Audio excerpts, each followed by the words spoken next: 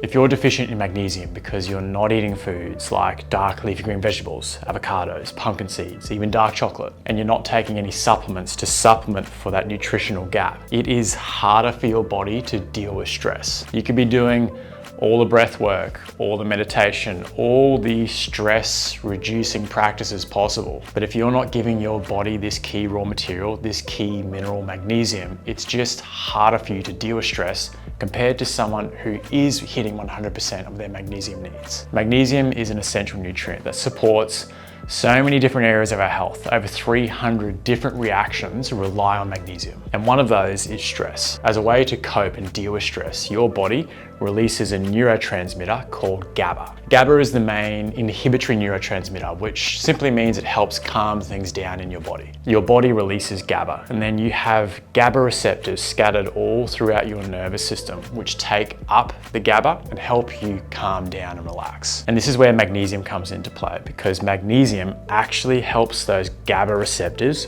work better. They can take up more of the GABA circulating in your system. The more GABA you take up, the easier it is for you to calm down, to relax. Which in this modern way of living, where so many of us are walking around with high levels of stress, we want to be taking up as much GABA as possible. If you're low or deficient in magnesium, your GABA receptors simply aren't as effective, which makes it harder for your body and your nervous system to deal with stress. Now that I'm aware of the impact that magnesium has on our nervous system and our stress levels, it is so obvious to me when I have high levels of stress that it's often correlated to not getting key nutrients like magnesium into my diet. And I'm not saying that magnesium is a cure-all for all your stress in your life, but it is an essential nutrient that does play such a critical role in your body's ability to deal with stress, which my gut says that most of us want this ability, because when we're stressed, we're simply not at our best. So the bottom line, for us to have healthy stress responses in our body,